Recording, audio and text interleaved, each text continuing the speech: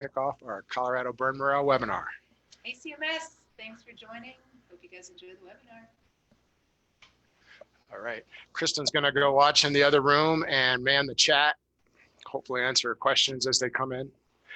Welcome everybody, and special thank you to Colorado Mycological Association for co-hosting and coordinating this webinar. Let's take a look here. Get our screens ready to share. Super. Okay, let's check in with everybody here. See what we've got. If you take a look around there on your screen, you should see a chat. I'll go ahead and open that up. And a Q&A section. For the Q&A, I think what you're going to want to do is if you have any questions for me, you can submit those right into the Q&A. If you want to chat with us, Kristen and I, or with each other, use the chat. I won't be watching that as closely during the presentation here, but go ahead and reach out there on the chat and say hi. Introduce yourself. If you want to say where you're at, that's great too. We have a lot of people now. I think we have close to 100 already on here, and we're also streaming on Facebook Live. Okay, Kristen, you have your volume turned on. I'll just mute that. All right. All right. Hi, everybody. Awesome. Welcome.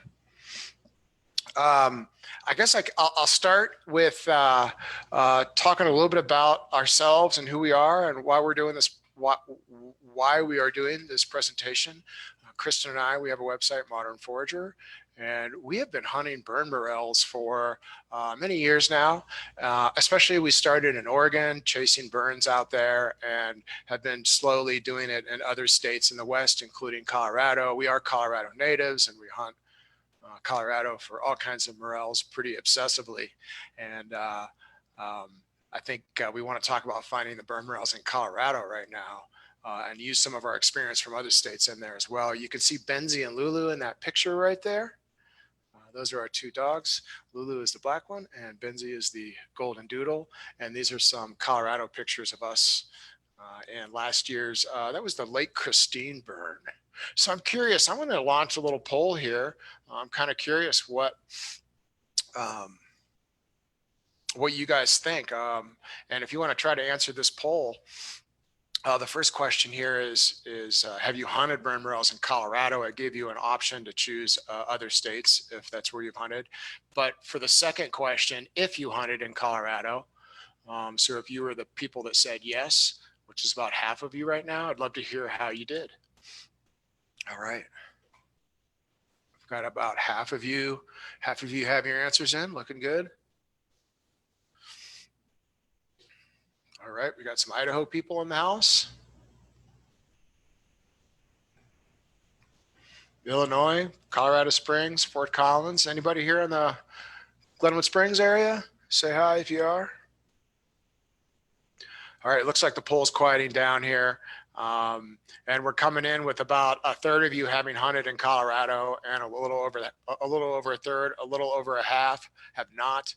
And for those of you that did hunt, almost 2/3 of you, or actually over 2/3, were unsuccessful. So maybe that's why you're here. Let's see if we can fix that in the next hour and a half and arm you with what you need to go out and be successful. Okay.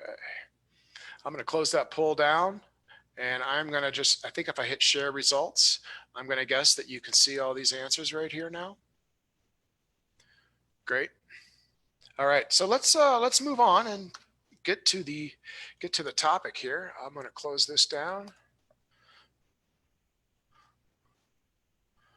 and we will move on and start talking about morels.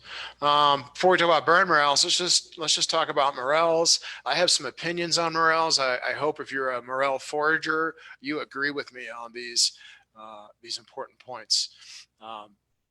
Number one, morels are polymorphic. They look different. They're different shapes, different sizes, different colors. They look much different from each other, even growing next to each other next to each other out of the same clump.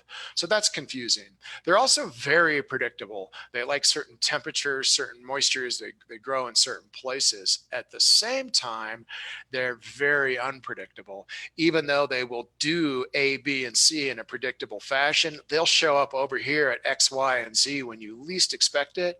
Especially, I think they have a sense of irony. And if you have hunted morels extensively, I think you'll probably know what I mean when I say I think they have a sense of irony. Let me just check the chat over here, make sure I'm following it. Looking good.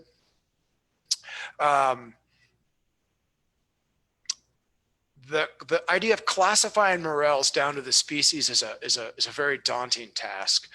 There's 24 maybe morels species in North America, and to look at them and know which one you're picking or seeing or maybe looking at it in a picture is a very difficult task. Very few people could do it. I'm going to talk a little bit about that today, but not dive too deep into it. I also know that morels are mycorrhizal. That means they live with the trees. They associate not just very strongly, but completely with certain trees. And that's a big part of predicting their behavior. And they shop local. Those trees change based on your locality. What you've learned in the Midwest will not serve you very well here when it comes to what trees they grow under. And same thing if you go to the Pacific Northwest or Oklahoma, the trees vary dramatically depending where you're at. So we're going to talk pretty extensively about trees today. And those of you that are outside of Colorado, you may take some of it with a grain of salt, although I'll try to be really clear about that. So here's what, that's what I think about morels is these facts. Now for burn morels, here's what's neat about them. They only grow in conifer forests, number one. Number two, they only grow in the Western United States. And number three, they only grow after a fire. And typically they grow in the first year after the fire, but they'll also come up in the second and third year in declining numbers. Now here, this is really important. They are not found where a burn happened. In other words, just because you found a burn and find a morel, that is not a burn morel in the sense of what we're talking about today. So if a house burned or you were near a campfire and you found some morels, certainly morels love disturbances and will grow in all kinds of burns. But what I'm talking about are these crazy creatures that only come up in burns. Now, there's three exceptions I put in very small print to these three rules, and here they are. Number one, for the conifer forest, there has been, I think, one reported case of burn morels in a deciduous forest. I have not been able to confirm that, and I don't put much stock in it. That is the morels are unpredictable part. Don't look for these in deciduous forests. You probably won't be successful. Number two, they only grow in the Western US, and specifically they grow in the Rockies and West, and they're going to go all the way to the coast, although they don't grow so well on the mountain range right up to the coast. Usually it's the Cascades, which is, if you've been out there, that's 100 miles inland or something from the coast. There have been 4 cases of morels being found, burn morels being found in the Midwest and East. I know it's happened in Michigan, I think Tennessee and North Carolina, and I have a link to that on the next slide if you're interested in learning more about that. But that's a rare occurrence. They're also reported in the Black Hills in South Dakota. I have not been able to confirm that, but it seems pretty reputable. And then finally, they only grow after a fire. There's no exception to that rule, I don't think. Okay, I'm going to just make sure I don't have any questions flowing in here. Okay, I see questions from Alex and Uriah. I will be getting to those for sure. Next slide, we're going to talk about these specific burn morels. There's a link in the bottom of this slide if you can see it. I'm going to just I'm going to try to. Maybe Kristen, you can post that into the chat for everybody so they can see it. But these are 5 species that are going to show up in a burn. And the interesting thing is, I don't think they show up anywhere outside of a burn. You're not going to be finding these outside of a burn. This fifth one, the Brunia, is probably the one that's the most questionable in that regard. I have the research on the link below if you want to look it up. That it also seems to be a burn morel. So why do they come up in burns? Why do these 5 species come up in burns? Well, here's how it works. It seems they must live with the trees, in the trees, and have a very long life cycle, 100 years, 50 years, and they will hang out in the trees until a forest fire comes through, and then they pop up like crazy the next year, and they come up a little bit in the second and third year, and then they hunker back down, and you never see these 5 morels again for many years, decades perhaps, until the next burn comes through. So it's a pretty interesting mushroom. It's laying in wait, happy as can be, in the tree, in the soil, and after a fire, it gets the urge to fruit. So let's talk about that. Why does it fruit after a fire? There's theories on this. One theory is soil composition, and that theory is that those the trees die, the ashes drop onto the ground, or the soil composition changes due to the ash itself, and maybe the mushrooms like ash, which we think they do. Another idea is that competitors were killed because the soil got too hot. A third idea is that the host died. The trees are dying from this fire, so the mushrooms sense this and bloom and flush. We think that's often the case.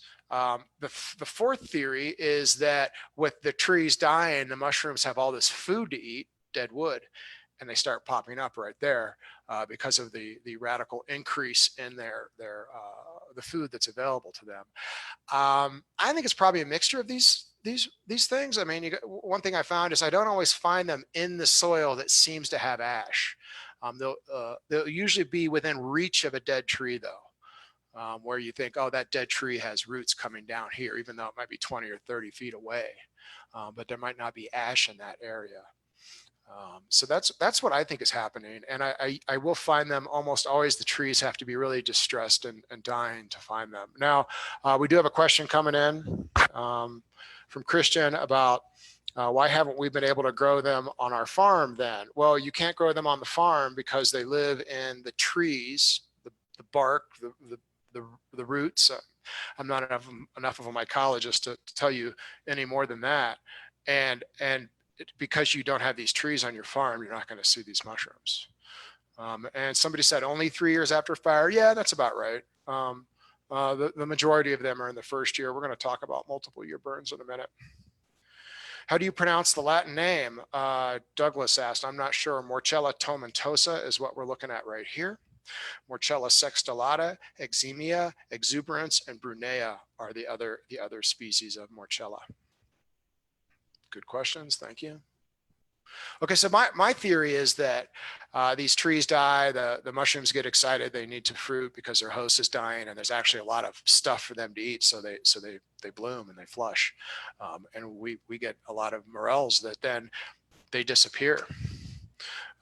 So based on this information, let's talk about how to find these morels. And I'm a big believer in strategy, not serendipity. I like to use the word serendipity. That's when you kind of stumble into something and get lucky, and that's really nice. But what I'm looking for is something you can repeat over and over and over. And Kristen and I have gotten pretty good at this. We've been able to really repeat success in different coniferous forests all around the West. Finding these morels, so we feel pretty good about it. So I'm going to share some of that with you, and I'm going to start with this idea of burns. We talked about morels. Let's talk about burns now. Here's a map of Colorado. You can see this is a national forest map, or U.S. Not USFS map with the different forests in Colorado. And I show these because this is where you're going to pick. You're not going to pick in state forests, maybe BLM you'll pick in, but not on private land. These forest fires rage through our national forests. And generally that's where you're going to be looking. The challenge here when you look at this map is that it's really a huge area, and how do you like narrow your burns down? How do you find first and second year burns, the ones that we're going to want to visit? So let's look at the next slide here. And we're usually, to find your fire perimeters, you're going to want to go online and find those. They change every year, which, as an aside, this is why we like talking about these burn morels. And we're not going to share our natural morel spots with you. They're secret. They're hard earned and they're rare. Burn morels, they change every year where they're going to be at. So I could show you exactly where I found them last year, and it's not really going to matter a whole lot. Every year we go out and find new spots based on these maps. So that's why it's a fun thing to share with people. Oh, hey, we got a few more questions here. We got a question about burn morels and beetle kill forest. And no, you do see morels and beetle kill forests because morels like destruction and disturbance and dead trees, but they're not burn morels. The interesting thing about a burn morel is if you log a forest, it will not pop up as the same as when you burn a forest. You might get an unpredictable one or two showing up, but no, they don't really come up from logging like they do from burning, which is an interesting phenomenon as well. These are 3 places here on this screen right here, Modern Forager, Gaia GPS, and Onyx Maps, where you can get burn perimeters so you can start the project of finding burn morels. I think the real problem is there's too many burns in most years. This year's been merciful on us, but 2 years ago in 2018, there were like 12 million acres that burned in the US, in the Western US. And to figure out where's that acre that I got to go put my feet on June 1st to find a mushroom is a daunting task. So a lot of times what these burn maps are really helping you do is narrow down your choices. If you can narrow down to 1 or 2 burns, and that's what we're going to talk about today. And that's also a unique thing about this type of mushroom hunting is the amount of research you can do from your armchair to find these mushrooms, that you can plan it all out now or in February or March, whenever you do it, and know where you're going to go come May, June, and July to get these mushrooms. A lot of it's done from your armchair, as opposed to normal morel or even mushroom hunting. You hunt near you, you know your local land, you kind of know where to park, you know where to walk, you know the trees. In this case, you're getting in a vehicle and you're driving some distance to a certain exact spot where there's a burn. And if you can't get there, you can't find the mushrooms. So that's a lot what this is. Now, I want to share a map over here real quick. I'm just going to go to an actual map here. This is the Colorado map that I use from Modern Forager. Here we go. And just to show you maybe the problem, that we had a minor burn year last year in 2019. So this is 2020. We're going to hunt 2019 burns. These are all the burns that happened in Colorado. So it's not too daunting to kind of go through and look and find the burns compared to, say, a year ago. There were many more burns in here to really distract you and figure out. So this is where we're going to start right now. We'll come back to this map and drive in a little bit and look at it a little more closely in a bit. Okay. Let me see if I have any questions here. Yeah, we have questions about when to go. Yep, we're going to talk about that for sure. What types of conifers? We're going to talk about that. Michael Quigley agrees with my third theory that they go with, they like the dying trees because they're eating the dying trees like they do in the Midwest, where all the elm trees and ash trees have died. The mushrooms go crazy. We got a rainfall question. I'm going to answer that. Okay, and getting permission, I'm going to answer that. So your questions are all good. I think they're all lined up here in the next slides to answer. So here we go, Betsy. You asked this. What about the whens? Well, when you go, it varies widely with our local kind of weather. On average, I'm going to say May, you're hunting 7,500 to 8,500 feet. In June, you're hunting 8,500 to 9,500 feet. And in July, you're up to 9,500 and above, just as some guidelines. But those numbers can shift forward or backwards up to 2 weeks based on the weather. Do we have a big snowpack holding on the ground late into the year like we did last year when everything was really kind of, I'd say, a full month later than I would have thought? Or is it going to be a warm spring with sun and that? It's hard to say, but these are just general guidelines of when we're going to go. Now, let me by the way, in our burn maps, the other thing we do is, maybe I'll show it in a minute, is for every burn, we really feature the elevation range, because if you're looking to get out, maybe we get some nice rain, you're like, I want to go out in 2 weeks. You're going to be looking for lower elevation. You're going to be down here looking for 75 to 8,500 feet ranges to hunt in. As the summer progresses, you might want to go out in July and get up high. So knowing the elevation ranges of these burns is really the first criteria on when you go to them. So elevation is a when issue.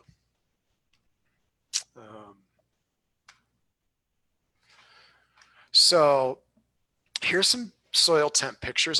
I hope you guys can see this okay. We talk a lot about soil temperatures. And morels. It's a common thing.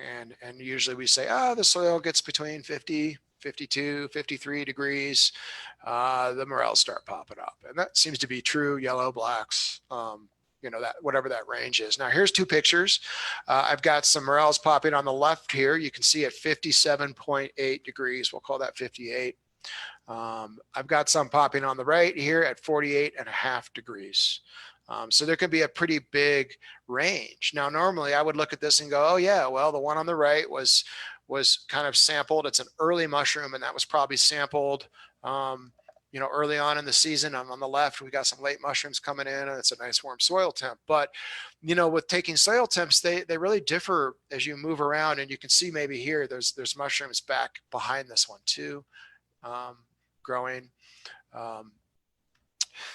You may make assumptions here. Here's something kind of interesting. The picture on the left was the first batch of morels that we found that season, burn morels, in a specific burn we went to. They were just starting to come out, and it was June 6th. The picture on the right was taken June 21st, and the temperature was dropped 9 degrees, which is weird, isn't it? There's a lot of variation in temperature. North-south facing slopes matter a lot. But yet here they are cooler later on. And I think what happened was a couple of things. Number one is probably I'm in more of a shadowy spot. But number two, I think we had a big rain, and it was a cold rain, and it lowered the temperature pretty dramatically. And that's part of why it's lower 3 weeks later. We'll talk about that maybe in a little bit with rain.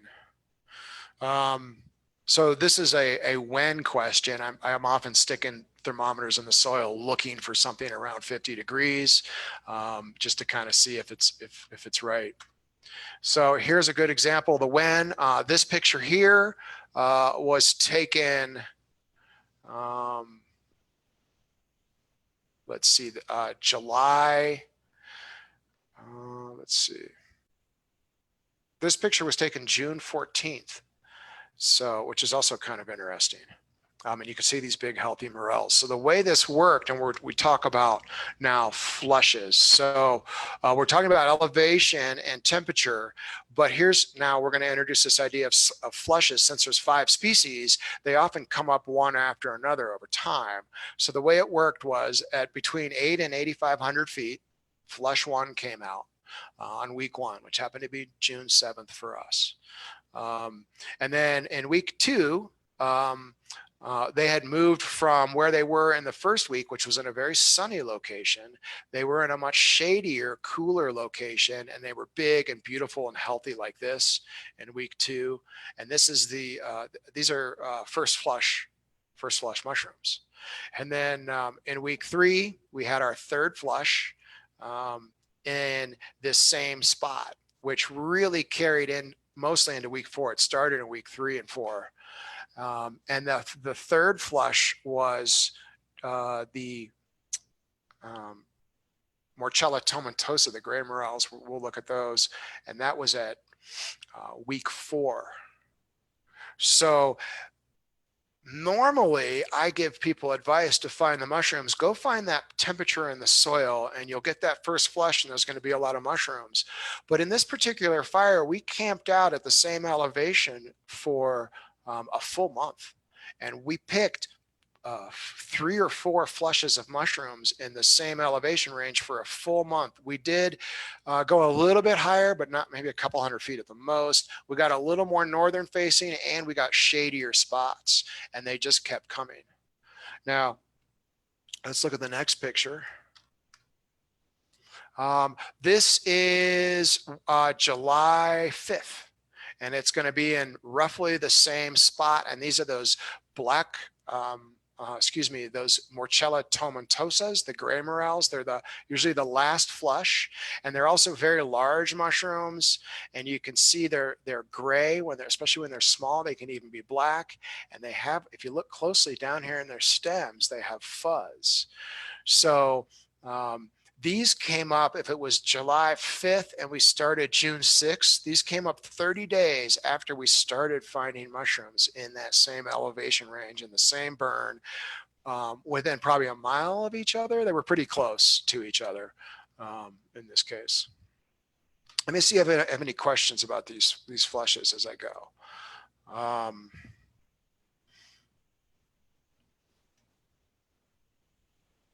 No new questions. We do have one. Do burn morels taste different than naturals? No, I mean, I think different species can taste different from each other, but they're essentially the same. There's probably a increased chance of ash or grit on burn morels if you don't wash them. They can be dirtier potentially, but at the same time, they also tend to have less bugs. So they taste pretty good. These are the favorite of many chefs, these gray morels. You can tell by looking at them, they're very dense. They're very heavy. If you fill your bag with these, your bag is noticeably heavier carrying these gray morels than the earlier morels, which they were kind of green in color. You might call pickles. Now, here are more of these gray morels. We're moving on now. If this picture was July 5th, at say 8,500 feet. This picture is August 5th, a month later at 10,000 plus, probably 10.2 even, well over 10,000. And these are the same gray morels. So basically we followed, we took a break in there. We didn't hunt continuously because we had a vacation. We left the state, but we followed these mushrooms from June 5th through August 12th, which is a 9-week period. And by August 12th, only because it was so dry, they had really kind of petered out. I think we could have kept going higher and followed them well into September. And I even heard reports people did. So the moral of this story is that they can grow at different elevations. They flush out multiple times when they're in a good spot. But the real moral of the story is we had an excellent rain patterns that last year. This whole time when we started getting bigger amounts of mushrooms, it's because we were having nice rainstorms rolling through. And some were at least one was absolutely huge and probably, I'm going to guess, dropped 2 inches or something. I don't know. But those continual rainstorms kept this pumping, and it ended in August because they're getting pretty dry here. I have, this is August 5th. I went back a week later and these were even bigger, a little more blown out, a little dry. I mean, they still taste pretty nice. But by then you kind of tell they're over. Okay, so let me see if I have any questions before I move on. We got a question on permits. We'll be answering that. Owen has a great question. Thank you. If you find an area where there are morels growing and you cut all the mushrooms off during one flush, yes, we do that. Does that increase the chance that more will grow back during the second flush? No, I don't think it has anything to do with it. I think the second and the third flushes often happen in the same places as the first flush. I don't know why that is, but I can't really prove it either. let's see, what else do we have in there? Is it best to pick smaller morels? No. I mean, I like the big heavy ones. They weigh more and they're easier to pick. I don't think the small ones taste any better. Some people think the bigger, older ones have a little more flavor to them. In fact, I'll be honest, I don't eat morels. I'm totally allergic to them. I cook them all the time and I taste them all the time, and I regularly get kind of sick trying to eat them. So I'm not the best person to really break down which morel species taste like what. Although I do taste them twice, going down and coming back up if I eat more than a few. So I do have that going for me. Um, okay, we're going to talk about forests as well. Trees are coming up. Okay, so this was the range of mushrooms that come up in flushes. A few reminders over here. Mainly, we've talked about this. These pictures on the right, these are really early Morchella tomentosas, those gray morels or fuzzy feet, and you can see how dark they are when they start, and they turn pretty blonde as they get bigger. I like to talk about north versus south aspect and east versus west. There's a huge difference between north and south. There are two extremes. South is going to be considerably warmer and sunnier, and north is going to be considerable shadier and cooler, all things being equal. I much prefer north facing exposures than south. If the weather's good and it's rainy and cool, the south will totally go off. But especially in Colorado, our number one issue is usually dryness, and usually the south doesn't pop for you like it does. I'm not saying they don't grow there. I'm just saying I do a lot better in the north. And typically, even east and west, I love. Eastern facing slopes are cooler than western facing slopes. And if you get on an eastern or a western slope, there's lots of variations, and maybe there's a creek running down it, which is going to give you a north and a south exposure inside that east facing slope. So I usually, when I'm out hunting and looking in spots, I usually avoid the south. And I usually try to go north and east. And now, if I start finding them or the weather's right, all bets are off. You might find them in those locations. Um,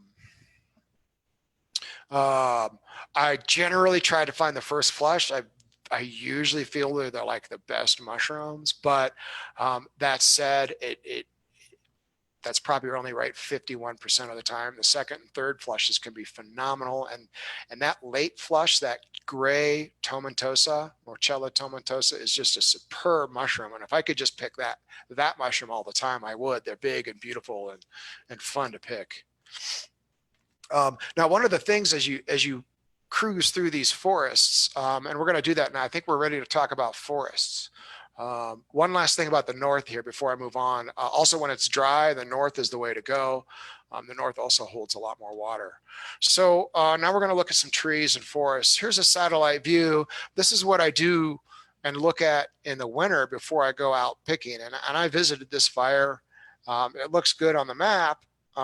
However, this was not a very productive fire to pick.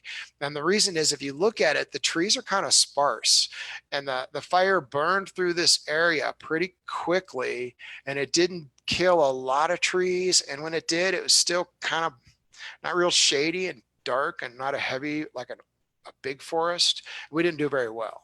So as I look at maps, this is more what I'm after right here, something like this. Now, this is the Lake Christine burn near us, and you can see that this is inside this red line is the burn, and you can see how heavy these trees are, like right here especially.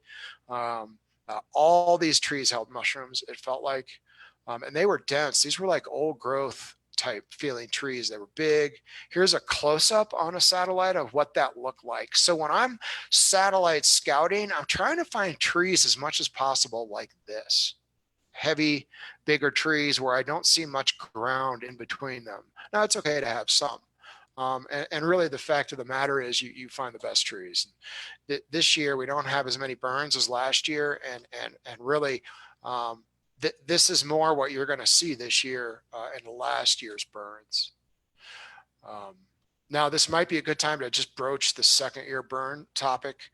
With all the burns this year that are not here, we're going to go look at a burn from last year in a minute. It might be a good year to visit second year burns. It might be good good year to find that out. Yes, second year burns fruit. I'm going to say that I'm going to say that a first year burn, if you visit a nice forest and if the weather's right and you're at the right time of year, there's about a 50% chance in that particular piece of land that you're going to find these burn morels. Um, and if there's a 50% chance you find them when the season's right and the temperature's right, you know, you're in the right place, there's probably a 10% chance that you're going to slay them, that it's going to be like crazy pants, you know, hundreds of pounds per acre of burns. But normally you're going to fill a 5-gallon bucket in, you know, 2 or 3 hours of picking. Now you go to a second year burn. I think what happens is there's probably more like a 25% chance that that given piece of forest is going to produce, and it's going to produce less mushrooms.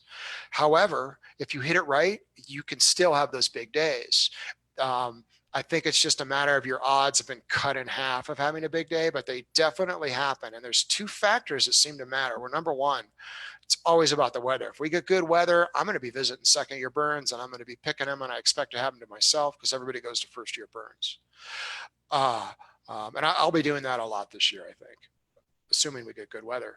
The other two factors are if you've had the previous year was a poor mushroom year and they didn't get to come out the first year, we tend to think they're going to come out better the second year. Now, last year was really good, so we don't have that working for us here in Colorado.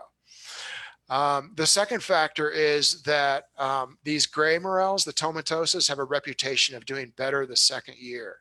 So if you want, you may want to make sure you're hunting kind of that final fourth flush. The last flush with those big grays, maybe a little later in the season, you might really stumble into these big boys. So I think it might behoove many of you to kind of pay attention. And as like the end of June and July roll through, and maybe even August, and we get some weather, you might want to go look at these burns in the higher elevations and see if you can find these big giant gray morels in a second year burn. I'm certainly going to be trying it too. Now we're going to go look at some more forests. So they love conifer forest. And here's a map of Colorado. And my experience is the number one type of conifer forest I want to pick for these is this green spruce fir forest. I'm just going to pop this link into the chat if anybody wants to get these fun maps. This shows all the different types of trees. And again, I'm looking for this green, which is everywhere here. Let's go look at the next slide. I pulled out just the green. These for me are like prime habitat. I really want to pick them for these mushrooms. However, pines also work. If these are the spruce fir forests, I'll go to the next slide. We've also got a pine forest, and I kind of stopped here. I could have put one up of the ponderosa pine. This is lodgepole. And they're going to grow in there too. I would prefer a mixed forest, but if this is what you have near you, you should be checking them out as well. If you've been paying attention, you might want to through this. When I see pictures of burn morels, the thing many people look at are the morels. I like to look at the stuff around them. I like to look and say, is that a pine forest? Is that a fir forest? You know, what do we have going in here? And you're going to see mix in this particular picture, some pine and some fir, it looks like, mixed in there together. And if you go back and look, this one, I don't have any in there. And you can see in here, it looks like spruce to me. It could be fir. But I don't see a lot of pine sorted through there. So I pay attention to the needles in these pictures that I see under the trees. I pay attention to the pine cones. If you're heading out west, further out west, you can also Doug firs pick. Grand firs are very good. All those type of more western conifers, and certainly here in Colorado, Doug firs are part of the mixed fir and spruce that we're going to see from about 8,000 on up, or maybe lower 7. I tend to get more excited around 8,000 feet because here on the western slope, that's where those trees start. And as they get up into 9, they often get even better. Let's see what picture questions I'm missing here. Not seeing the links to those maps. No, Nick, I didn't give any links to maps. Onyx And Gaia GPS are the two commercial maps, and Modern Forager is the third. That's mine, and you'll have to like Google that to find it. When you say if the weather's good, yeah, I mean after rain. Morels love rain. Um, they will jump up after rain. We're going to talk about that in a little bit. Oh, Mike, great question. Should you leave a few to allow the spores to release? I've been hoping for that question, and Mike, the answer is pretty much no. You don't need to worry about it. And there's going to be multiple levels why you don't need to worry about it. Number one, I don't think these mushrooms need help. They live in the trees. They're there. After you leave, they're still going to be down in the trees. Number two, they spore the minute they pop up, and they're sporing. So even if you pick them and put them in a plastic bag, they're still sporing. Number three, there's 4 or 5 flushes coming up. There's no way you're going to pick anywhere close to all the mushrooms. I don't think you need to worry about it. And then I might be up to number 5 now. There's like hundreds of thousands. There's so much acreage of this. To even think that you're touching a fraction of the morels with your picking that are out there is kind of not really realistic. The numbers are mind-boggling. So no, I don't think you need to worry, and I don't think they need any help. Does a high tree density yield more mushrooms due to shade, or because there are more trees for the mushrooms to grow from? I'm going to say both. They require both, but in this case, both. If you see a dense tree stand, Teddy, that burns down hard, they won't grow there because there's not enough shade. Likewise, if you see an area that doesn't have dense trees, they don't grow there, I guess, because as well either, and it tends to be more of a shade issue.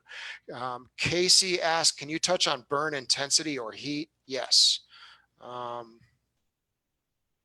Before I do, Mike said, does it make a difference cutting or pulling? No. Science says it doesn't make any difference. It's really what you prefer. What fire intensity is ideal? Yeah, let's look at that too. There's a couple of fire intensity questions coming in. Why do you have to pay for burn maps? Shouldn't that kind of information be open to the public for free? Andy, absolutely it is. Go for it. It is totally available and free if you want it. However, if you like it packaged up in a easier to use format, if you're like somebody going through it and curating it and telling you about the burns and what they know, then that's generally what you're paying for. If you want it to be an app on your phone, you pay for it. So you're paying for all that convenience, but you can certainly Google it, Andy, and find these burns. I promise you. However, a few hours later, you might want to come, look at some of the paid versions because it's time consuming to do. Although I do that, I love finding them myself. Daniel asks, what's your favorite way to get the grit out of the burn morels? One, I try to pick clean. I try to brush them when I pick them. I rarely wash them after I pick them. I will even dehydrate them dirty, and then I'll try to wash them before I eat them instead. So that's my favorite way to get the grit out. Okay, so back to the trees though and the burn intensity. We're going to jump here. Let's jump up a little bit. Gosh, I'm not quite ready to leave maps yet though. Hold off on the burn intensity. I still want to talk about this idea of being an armchair forager. I'm still on this topic of what you do before you go to the burn. This idea of burn intensity is something you can see when you arrive at a burn and you visualize it and you can see the trees. So we're going to talk about it at that point. There are burn intensity maps you can download and cross-reference. My experience is they don't work. I don't know how they make them, but when I look at a burn intensity map and then I look at the fire, there's a little bit of a crossover, but I find that map is just not helpful. Instead, I'm going in and I want to visually see where the burn intensities are that I need that day. So I'm not a big fan of those maps, or at least I haven't found them useful. But we'll look at burn intensity pictures in a few minutes on the ground. These are great questions. I'm just making sure I'm getting there. Micah said, what's the average time between flushes? A week, I would say, maybe 10 days, but really it's very weather dependent. Typically, you'll see some older mushrooms from the previous flush that are kind of beyond what you want to pick. While the fresh new flush is popping up. So that's why I say generally about 10 days, but sometimes it'll happen within 2 days of each other. permits we're going to get to. When we're scouting burns, I'm looking for national forest. I am trying to avoid, according to number one here, I'm trying to avoid wilderness. You cannot hunt in Forest Service wilderness areas and remove your mushrooms. If you're out camping and backpacking in a wilderness area, you may forage and eat right there, but you can't bring it out of the forest. And you definitely can't hunt in a national park. You will get a fat ticket if you do that. And you can't hunt in, I want to say, Oregon state parks, Colorado state parks either. So that's what you want to avoid. You want to check, and when you're doing this map research, you want to look for accessibility. I am looking, so for number one, by the way, when we do our map research, we're going to care about a political map, a boundary map that shows those. We're going to care about number two, accessibility. Can I drive there? And once I get there, can I walk it? We're going to care about the elevation, and we're going to look for destination fires. And a destination fire is one that has a wide range of elevations and probably also aspects, so that you can explore and drive around the fire and spend a day or two or 10 and really find your area, even though you might not know where it is yet. A boutique fire is a small burn. Usually it has a small elevation range. And when they're out, if you hit it, you will clean up. They'll be out and they'll be everywhere. But they're risky. When you go to a boutique fire, if you're not there at the right time, they won't be there because there's not a lot of fire to explore. So we are often out looking at the biggest fires, but then you will see us disappear into boutique fires after that. If we know where they are and they have confidence, we will use what we learn in a destination fire to go to a smaller fire if it's available. And then this idea of heavy tree structure. I'm doing full satellite surveillance for heavy tree structure. So let's take a quick look at this. I'm going to pull over another map now. So here's the one I use. Again, Gaia, Onyx are two popular systems. This is not a map. My map is not a map I take like into the field with me. This is to like use at my computer desk. And so what I've done here is I took the last map I showed you and I filtered out all the burns that were in areas that were bad, where there were no trees, or if they were maybe in wilderness or not on public land where you couldn't hunt them. And we ended up with, I don't know, maybe 12 burns in Colorado that you could potentially hunt for mushrooms that happened last year. So these are first year burns. Now, if you come up in here and filter, I divide them into A, B, and C's. Let's just look at the A's. Let's narrow it down more. And I've narrowed it down to 3 fires that I think are the 3 best and worth maybe driving to. Now, fires weren't great this year. All 3 of these fires are probably less impressive than the A fires last year. The one that is an exception is Decker that we'll take a look at here in a minute. Now, this is the Google terrain map, and it's handy. This is the default Google map. It shows you the terrain. It doesn't do really well on our forest borders. However, if you do zoom in, so the other way, you can click over here. Here's the 3 fires. The Decker starts at 7,400, if you can see that, and goes to 12,500. So that's a low to high fire destination. You're going to be able to hunt this for months as you move up and down. Now, Doe Canyon, real low elevation. This is where you're going to want to be going in the next couple of weeks, probably. Middle Mam is a high elevation, 10.2. That's a a late June, July type fire, I would imagine. If not even August, maybe, I don't know. So I'll close this down. Maybe I'll just pick Decker so we can zoom in. There's the Decker fire this year. That's right outside of Salida.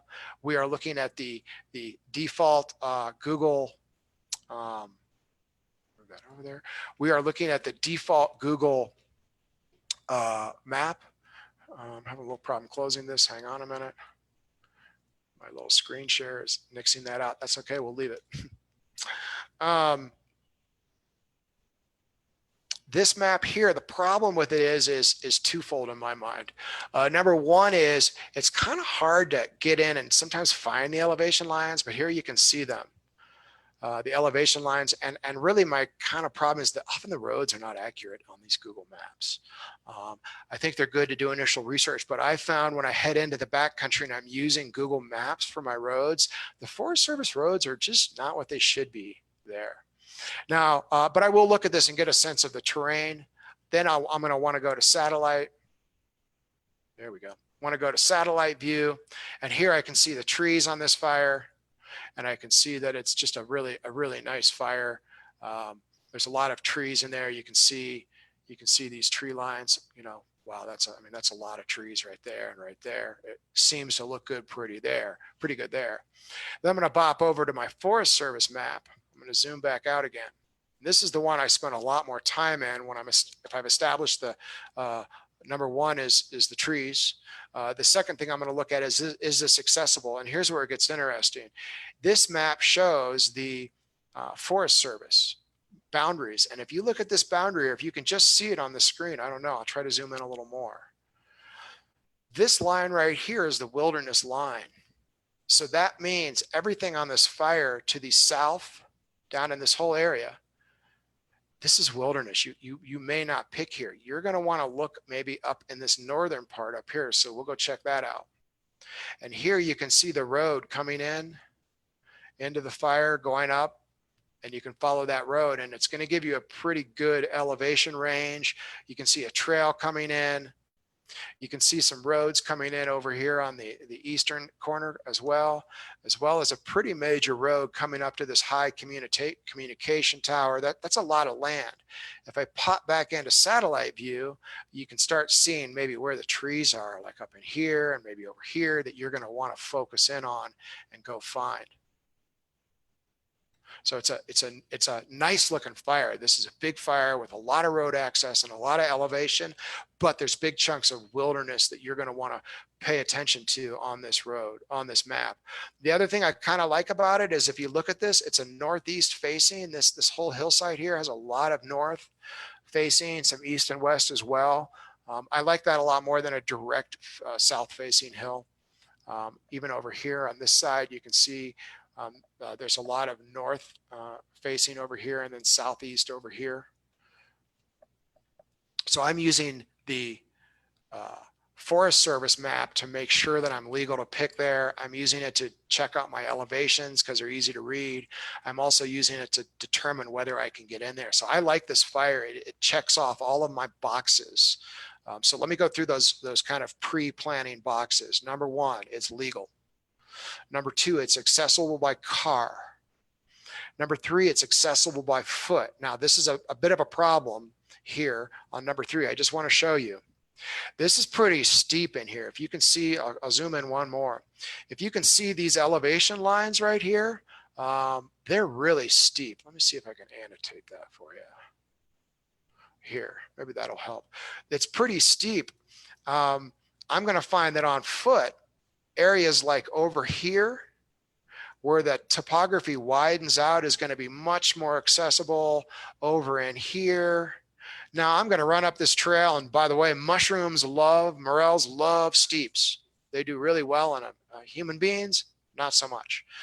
It's just exhausting to hunt in steep territory, and if it's wet, it's not safe either. So I tend to avoid the steeps and look for these slightly more accessible areas. So that's number three, is not just accessible by car, but accessible by foot.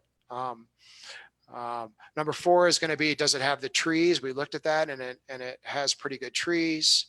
And number five, does it have the aspects we want? Northeast, southwest. It has also a range of aspects to go with this range of elevation. So we've done our map research. Here's where we're going to go.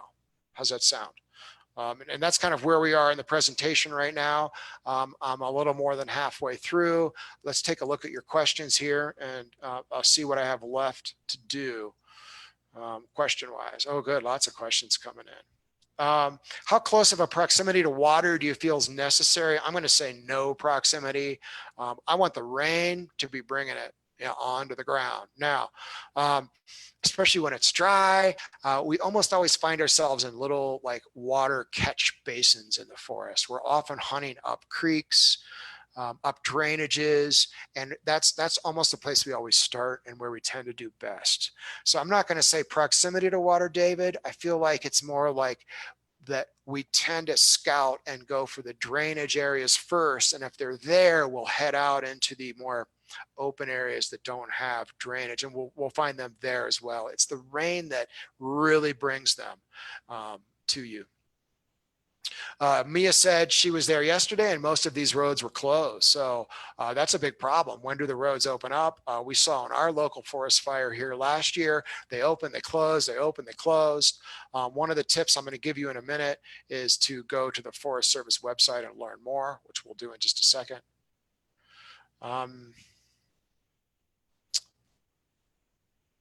Have I had better luck using something like OpenStreetMaps rather than Google Maps? No, I don't. Look, I use Gaia GPS when I'm out in the forest. That is my go-to map app. I would use Onyx as well when I'm in the forest, but those are the only two that I have ever used that I would use again, and I love them both. I love Gaia a little bit more. William is old, fat, and broken veteran, and you need to be physically fit to get to these places. Yeah, William, these are tough to get into. You can drive along roads for sure and hop out on long roads, but generally this kind of hunting rewards people that can walk in too to find like virgin, unhunted territory as well. Micah, great question about controlled burns. We don't have much luck in controlled burns. They don't do enough death and destruction. It feels like they're controlled. They run through, they burn the under stuff on the ground. They don't kill trees unless they lose control.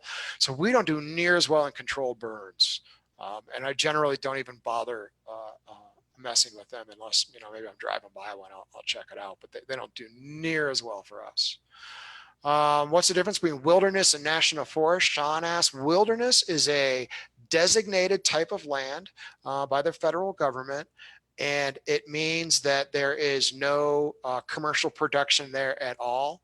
There's no lumbering, there's no timbering, there's no harvesting. You are not allowed to take any vehicle with wheels on there. You may not take a bike into wilderness. You may not take a wheelbarrow into wilderness. You may only walk into it, and there's trails and no roads. Really what wilderness is land that's so hard to get to. The timber companies and the mining companies never really got to it, so it got redesignated. Wilderness is an awesome place to be. You just can't go there and hunt mushrooms and bring them home. All right, great questions, guys. Have you found any of these Forest Service roads are a bit dangerous to drive on? Absolutely, they're all over the board. In Colorado, especially, the Forest Service roads are poor. I think our logging industry doesn't have the kind of money that they do in Oregon or Washington, where they very clearly really take good care of their Forest Service roads there for the timber company. Here, yeah, they're all over the board. You never know whether you can get up these or not until you do it. And you might want to consider some basic safety things I'll talk about in a minute that we take with us around the idea of Forest Service roads. How can you tell it's north facing from this view? I just can see the elevation lines here, and the elevation as you go north is going lower and lower and lower and lower. So it's north facing, whereas maybe over here, it's from here, it's going lower and lower. So that's south facing. Oh, is a sedan okay? Yeah, you can usually take a sedan in here, and you just have to be prepared to turn around when you get rough. It's hard to predict whether the road is truly a four-wheel drive or not. I would encourage you to take your car, but when things start getting rough, turn around and come back. Mountain bikes are wonderful ways to access these burns, by the way. Do you have to stay on trails in National Forest? No, you can walk wherever you please, for sure. Can you hunt in Pike National Forest? You can hunt in all parks, all forests, but not in national parks. And there's a difference. So Rocky Mountain National Park, you may not pick a mushroom in. Okay, great. I think we're ready to move on to the next big topic. BLM, absolutely. You can hunt in BLM land. There is some question about the permitting process in BLM land. We go get permits from the national forest that seems to have some rule over the BLM land, and it seems to work pretty well. How can you determine elevation and steeps from the maps? Someone asked, Kendall. If you zoom in on these maps, you'll see, and that's why you need these topographic maps. You can see this road right here and see that it's 10,000 feet right there. And it's going 98, 96. This will be 94, 92, 9,000. They're dropping down in 200-foot increments on this particular map, and they're dropping to the north and the east. So this is a northeast facing slope, and you can tell how steep it is by how close the lines get to each other. So up in this upper right hand corner here, there's space between the lines, so it's very flat, very manageable. You can walk through here no problem. As you get up in here, it gets steeper and steeper though.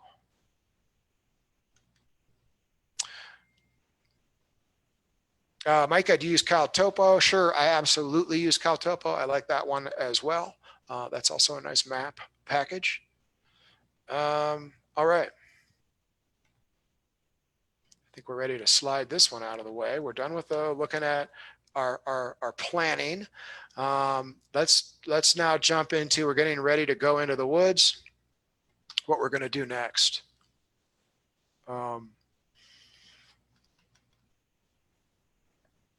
So I download maps, number one. I use on my phone, and my wife on her iPhone, we use GaiaGPS.com. It's $30 a month, or a year, excuse me. I do have a coupon on our website. If you go to Modern Forager and look for Gaia, G-A-I-A, you can get a coupon. But what's cool about it is, as long as you plan ahead and you have Wi-Fi, you can say, oh, here's the burn. I'm going to go here, and you hit a download button. It will download the Forest Service and the satellite map onto the burn. Gaia also has a private public land layer called Neotech land use or something, which is also a nice layer. I always download that one because that will show me private BLM, public, state, U.S. Forest Service, national park, tribal, and city, maybe shows you all the types of land, which is handy. But I download that ahead of time. The other nice thing about Gaia is it syncs, so I like it. I download it to my phone. I get it all ready, everything we need. Like here's where we're turning. I'll drop points up there. I'll know where I'm going everywhere on the map. I do that on my computer, my desktop computer at home, and it goes automatically onto my phone, which is super convenient. So if I sit here and drop some points where I'm going to go hunt tomorrow, it shows up on my phone. And Kristen, my hunting buddy, my wife, she opens up her phone and it downloads into hers as well. So as long as you plan ahead, you have everything in here, and then you go out into the woods and there's no cell phone signal. Which, by the way, I don't know if you guys know this. You've heard me say this before, though. Mushrooms and morels, they don't like cell phone signals. So if you can find a place with no cell phone signal, you will probably find more mushrooms. But your cell phone won't work with maps, so you need a downloaded map to use for that. And if you plan ahead, you'll be in great shape. That's why I love these paid apps. I want a downloadable map that will work. The name of the Gaia layer again, Uriah, was Neotech property layer. Let me just pull that up. I will look real quick.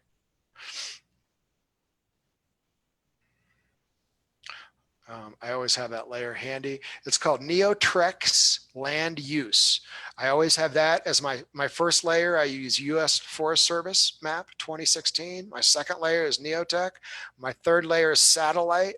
My fourth layer is shaded relief, which shows me topography a little easier on the eyes to see it. And my fifth map is just the road map, which I really never use. But I download all of those for a fire. By the way, I have the downloads for everywhere I hunt in there, and the phone syncs. So when I find a mushroom or I take a picture with my phone, it syncs and it goes to my wife's phone as well, and to my desktop computer when I get home. So it's easy to work with your stuff. Now, I also print paper maps of the fires. A lot of these apps will print maps if you're uncomfortable in the woods or sometimes in a car. It's nice to have a map to get to a fire as well. You can go online and buy it's pretty cheap. You can buy waterproof map paper, which prints really nice on a laser color printer and doesn't smear when it gets wet. It's very durable.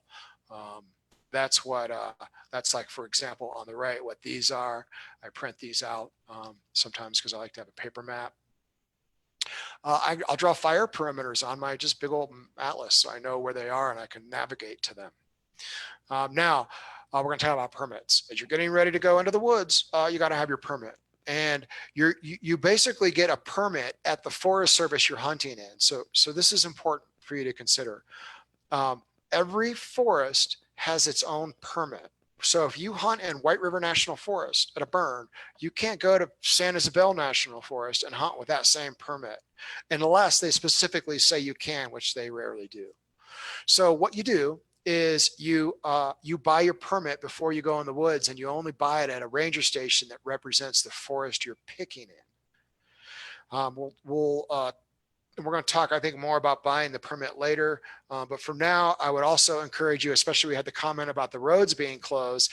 The Forest Service does a pretty good job at noting road closures on their website. So the other thing I always do before you drive to a burn, go look at the Forest Service website, and they will indicate which roads are closed, and you can cross-reference that and maybe get a better sense of what is open in that burn. Now, I will remind you, a closed road is a huge opportunity. When they open up the road and anybody and everybody can drive up it, they will. When they close a road and only you can walk up it or ride your bike up it, you will find many, many more mushrooms. So I love a closed road because I know that it really keeps the looky-loos out, and is kind of going to be a wonderful place to go pick. So don't hate the closed roads. Okay, just seeing what kind of questions I got flowing here. Oh, Danette, we missed the 8 o'clock howl check. Sorry about that. Daniel, good tip. He uses his phone. When he uses his phone, he puts it into airplane mode to save batteries. Absolutely. If you turn off your if you turn off your Wi-Fi, your Bluetooth, and your phone or airplane mode, your phone will last a long time. And your phone has a GPS in it that is accurate to 15 feet maybe. So it will, even if you don't have cell phone signal, it'll know exactly where you're at on your downloaded maps, and it works wonderfully in the field. It's really a delightful experience to use a phone. And if you're using Garmin GPS units, oh my gosh, try your phone instead. I ditched my Garmin. I just found it to be a much better experience on the phone.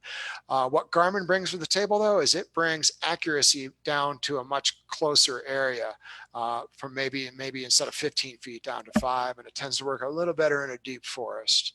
But I'm not a big fan of Gaia anymore. I think these apps are so fun and easy to use compared to Gaia. I don't know how they stay in business sometimes. I sold mine at a yard sale last year. Okay, moving on. When to go now, like more practically, rain and warmth. It's all about the rain. We've been talking about that. I have a link here to some online rain research maps. Krista, maybe you could pop that into the chat too for everybody to see. You can search for it, Modern Forager precipitation maps.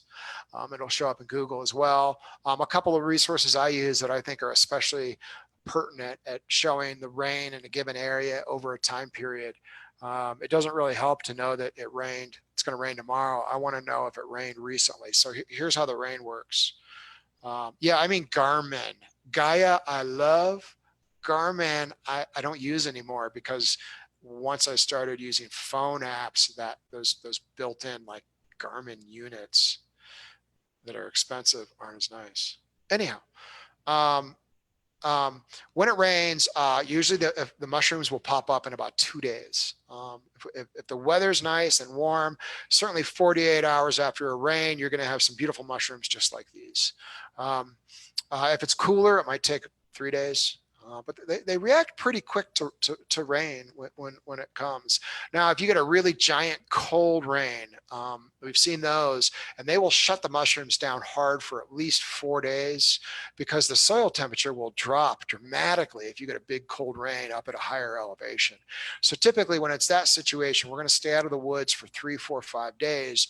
But the flushes that follow an epic rain are truly epic.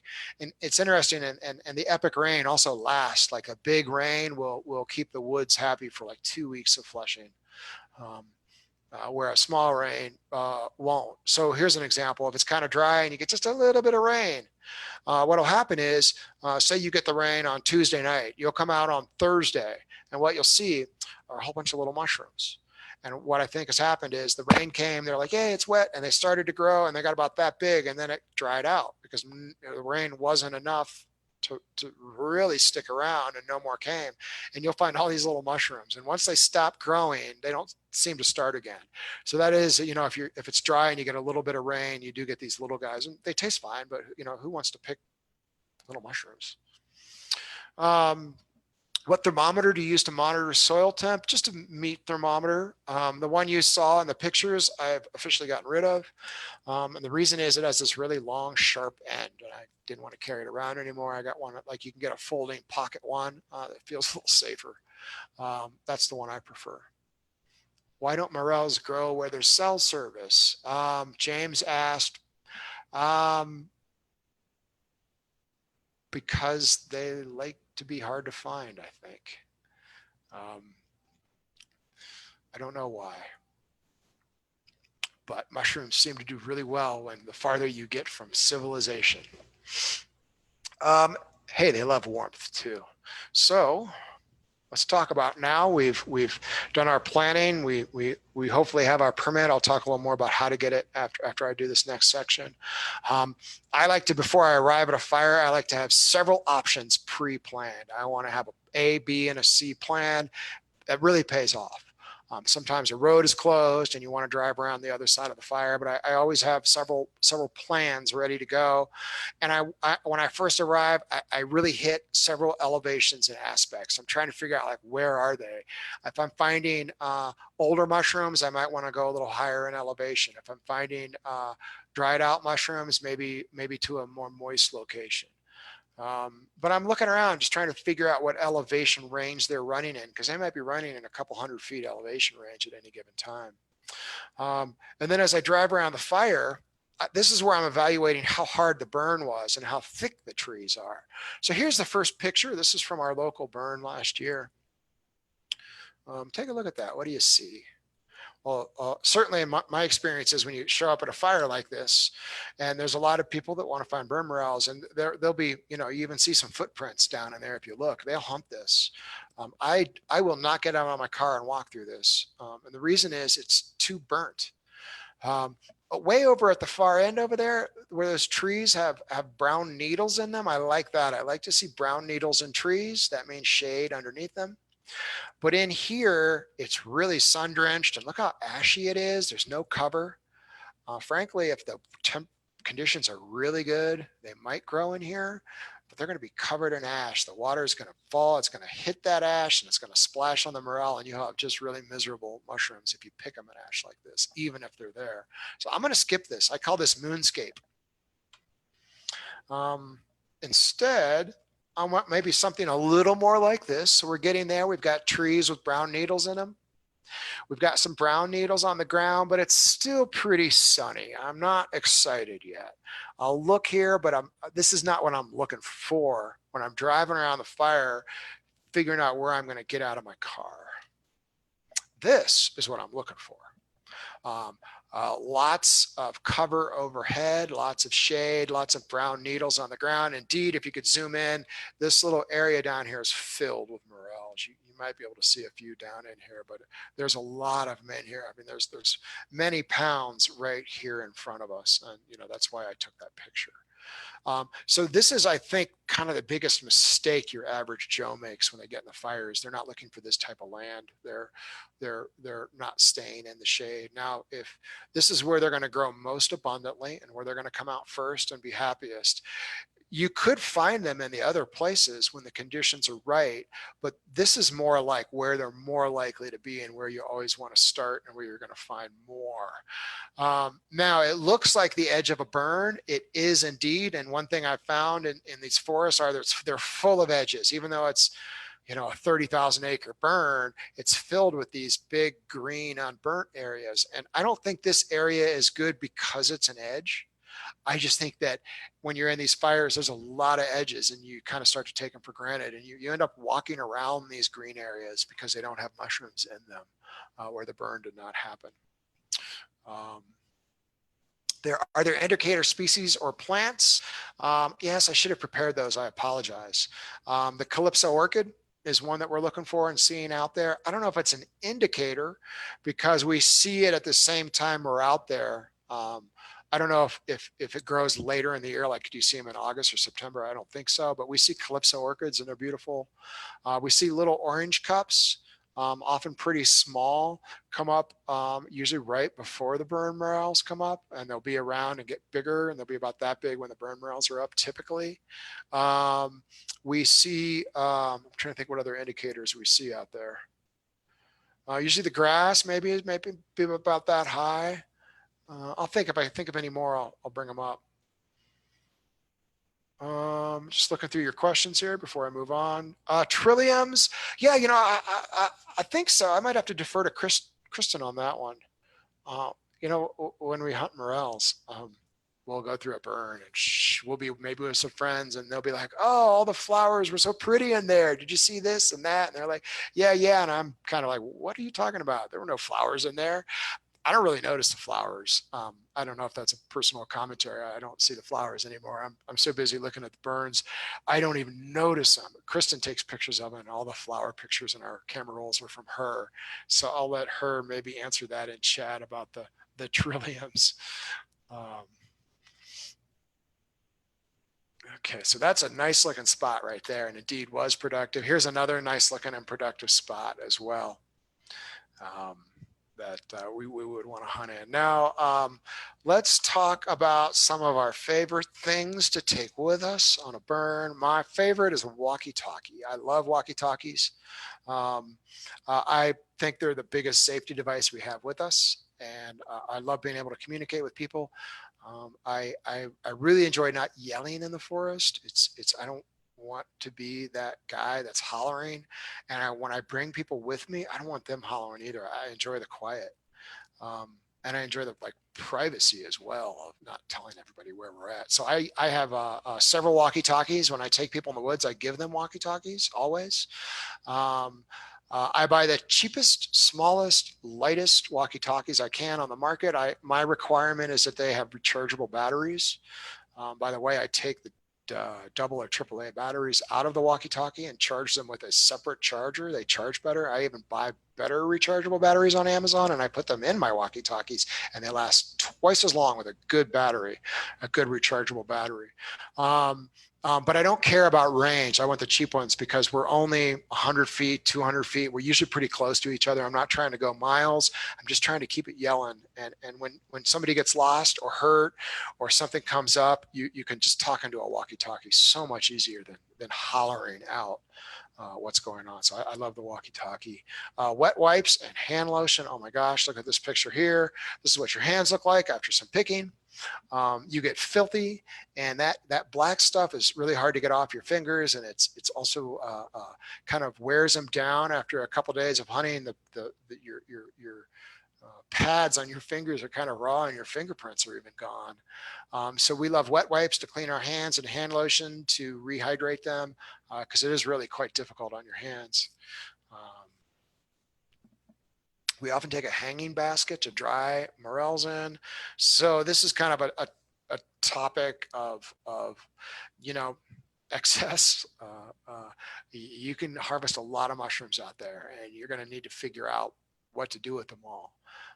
And when you're in the woods, or whether it's you're camping or you're coming home, if you don't take care of these guys, they'll rot. They need fresh air. They need cool. I love these hanging baskets right here. You can buy them on Amazon. I've never seen them in a local store. They're herb drying baskets, and they'll hold quite a few morels. This picture is actually in Oregon, where they have porcinis growing with their morels. So there's a few of those in their basket. But I'd encourage you to get one of these, and don't get like a giant one. Get one that's like that big, because the big ones don't hold the weight. So if you go really big, you can't put any more in a big one. This one here is plenty big. I might even go a little smaller, more durable, because you can pack a lot of weight in them. And when you're done, they collapse, and you can carry your mushrooms in them as well back to the vehicle. It's a nice way to store them. But otherwise, you're going to need to figure out how to manage a very large quantity of mushrooms. You get a lot of them doing this. Let me see if I have any questions here before I move on. About how high is the grass in inches? I look for maybe grass where I park, maybe above my shins. But that's a tough, grass height is a difficult indicator to assess. Christian asks, have you had any interaction with bears, mountain lions, etc.? No, we haven't have our dogs with us. They'll scare away wildlife, but I'm surprised, and this is not a popular thing to say. There doesn't seem to be a lot of wildlife often in the burns, especially in the earlier in the spring. Like there's not a lot of birds, not a lot of elk and deer. There's probably not a lot to eat in there anyways. I do see some footprints, and I think as the season goes on, you find especially more birds coming in and animals, but I don't generally see near as much sign of animals either as I do outside of burn areas, which makes sense. I mean, for probably a deer, you probably don't want to spend a lot of time in this area because there's not as much foraging, but they come back. When you forage, do you guys always camp? Yeah, we camp a lot because especially a lot of this type of foraging, we want to go, we want to spend 2 days, we want to explore the burn and get a lot. Um, so for day hikers, you just do the same thing. You just leave early and you bring a cooler in your car so you can keep them cool. You pack them in paper bags. If they're moist, you want to kind of keep some air around them. You don't want them smushed tight with each other, but cool and air is the magic combination, fresh air. Um, so, if I'm traveling in the car, I often will bring boxes that aren't and layer them in boxes. And if they're wet, I'll even put paper bags in there to kind of keep them from smushing each other. I love baskets. Big baskets are great for storing them too. When I'm driving, I don't like carrying a basket in the woods. I think, it's nice for some mushrooms, but this is just too, big a foraging operation to have a cute basket with you. You need a bucket or something like that. We'll talk about in a minute. Do you harvest the ground or below? Do you cut? Do you pinch? I usually pinch. I usually, when they're going off, scissors work too. What do you do with all these morels? Oh my gosh, we have a problem. We store them. We give away a lot to our friends. We sell a very small amount here and there when maybe we're out, but we are not commercial mushroom pickers. We don't sell them that way. So we give them most of them away. Ryan says wildlife returns when there's fresh undergrowth, provides excellent grazing for elk and deer. True. All right. So we also bring a tarp to cover our basket. A chainsaw we usually have in the vehicle, and that's because on these roads, trees can fall and block you in. A chainsaw is a nice safety device to have. We always have a proper mushroom knife. What is a proper mushroom knife? I have, one here. It has a brush. It lets a proper mushroom knife, all it is has a brush on it that you can clean your mushrooms quickly. You can have a separate brush, but then you're not efficient. And after you pick about 3,000 of these mushrooms, you're going to wish you had them both on one tool because you'll have picked many more quickly. And then, hey, bring an extra bag, and then bring a extra bag because it's very possible you're going to walk out for an hour and you're going to get in these mushrooms and you're going to have so many you're done. We went out with our friend Matt, a local guy here, who brought his bucket with him, and it was a great day, and we had bags and we filled everything in about 90 minutes of picking, and he had a 5-gallon bucket absolutely full of morels. And if we had some extra bags, we all could have picked more. That said, 5 gallons is a lot of mushrooms, and it also means a lot of cleaning when you get home and a lot of preservation. So, that's the side effect. You can really pick too many and then waste them, which you don't want to do. However, dried morels are wonderful. They are arguably as good or better than fresh. They last a long time. People love them as gifts. So, you can't go wrong with these. If you dry them, they're not going to go bad as long as you store them properly. We also, I see in the chat, we pickled them this year. We really liked the pickled mushrooms. They were delightful. Kristen did. I just tasted them. Do you see commercial pickers and burns? Oh yeah, all the time. Not so many here in Colorado. It's not such a big commercial pickers market, but they follow the burns around, and they pick a lot. All right, so let me see how I'm doing on questions down here. Ryan says, do you air dry or dehydrate them? We only dehydrate them. I'm a big fan of the dehydrators. I know people like to air dry. My feeling is, number one is air dry only works when the weather's correct. You can't air dry in the rain very easily. Number two is, man, I want to go through these. I want to load up my dehydrator, 12 trays tall, and do a second one, 12 trays tall, and run it for 12 hours and then bag them. Messing around with screens and outdoor drying is I think it works if you get a dozen or, a pound or two, but when you're bringing home, you're measuring them by the gallons. Um, Air drying is just not kind of what I'm in for. I like to dehydrate them. I also feel many people have the risk of losing their dried mushrooms. If you have one that's not completely dry in your bag or in your jar, however you store them, in the long run, it will rot out the entire batch of mushrooms. So I also feel much more confident that my mushrooms are going to last like 20 years when I dehydrate them. And I often actually I vacuum seal them after they're dehydrated, and I often put in for long-term storage either a desiccant pack or an oxygen pack, which is also good for long-term storage. I don't do both though. Yeah, and air drying does work here. A little bit of sun on mushrooms. A lot of people like that. It boosts the vitamin D in them in a tremendous way. A lot of vitamin D if you show them some sun while they're drying. So that can be nice too. I'm more likely to dry my porcinis in the sun than my morels. Even these you see hanging in this basket, I'm going to be putting into a dryer when I get back home to finish off. This is a picture I just wanted to show you. We get these little bugs. Hopefully you can see there's a funny little bug in there. One of the nice things about Colorado morels are we don't have bugs. We don't have like ants and worms and stuff like eating the morels. We do occasionally have bugs like this that make a house out of it and they live on the outside of it, or maybe on the inside, but they're not like eating it or ruining it. And these are usually a sign of an older, drier mushroom. And hey, when that's all you got, that's all you got. And you pick these bugs and you can shake them off and brush them off. And when you get home, you can lay your mushrooms out and they will kind of crawl out. And then you still might want to cut them all in half to make sure none crawled inside and are hanging out if you don't like the bugs. But they do come off. You don't have to soak in salt water. It doesn't ruin the mushrooms. They're just an inconvenience. The best thing is to go higher in elevation to some fresher mushrooms, and sometimes the bugs will go away if you find fresher mushrooms.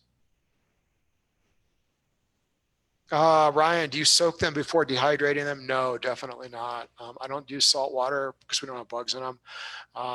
If I do, if they're really, really dirty, I've been known to clean them first, and then I will let them air dry a little bit and get less wet, and then I'll dehydrate them. If you put wet morels in the dehydrator, they do weird things. They turn black and get weird. So no, I rarely wash my mushrooms before I dehydrate them. They have to be really dirty, and I usually regret picking them at that point. All right, we're doing good here. We got a few more minutes. I'm going to wrap up here with a few more important slides. Sorry, this one has a lot of words on it, but I think it's important. Permits are required. I mentioned before, every U.S. Forest Service has its own rules, its own prices and procedures for permits. So here in White River National Forest, for instance, you can get a free personal permit and pick all you want. You may not get a commercial permit. They won't give you one. They won't sell you one, and they won't allow you to sell mushrooms from this forest. Other places like the Uncompahgre, Grand Mesa, and there's a third one that they blend together, 3 forests. You can get a free permit, and then there's a commercial permit you buy and you spend a fair bit of money for. They're all different. So you're gonna anybody that tells you they know the rule for that for Forest Service and permits really just show they don't know what they're talking about unless they happen to know the forest you're talking about. And I hear that all the time. Now to get it, you got to show up locally. You can't do this online anywhere in any Forest Service that I know of yet. Hopefully that'll change soon. I recommend you check online to confirm your local rules before you go there. They are always closed on weekends. I say usually here, but I think always. So you can't get in on a Saturday, and they usually close at 4 for permits, or sometimes in my experience, they close at 4. So even though they say 4:30, I try to get there always a half hour before closing, and the permit's only good for that forest. I know some people don't like permits and they've got beefs with them, but don't take that up with me. We always get permits for everything we do. I'm not sure how that will play out this year because right now you really can't go get a permit because these ranger stations are not open. However, I can't imagine that even if you're in the woods picking, that you're going to get hassled by enforcement over this issue right now. I think you're going to have to decide how that fits into your life right now.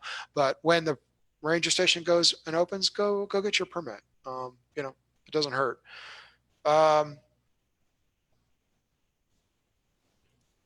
okay, here's a picture of 234 pounds of morels. These were seized over July 4th weekend in a national park where people were picking burns. And there were over a dozen tickets and citations issued with this pile of mushrooms. So I kind of like it. 234 pounds. Now, when you're out in the woods, talk a little bit about safety. I want to talk about safety and etiquette. I think the most day-to-day danger you're going to find out there are going to be these hidden holes. You'll step into a hole and really hurt your ankle or your knee.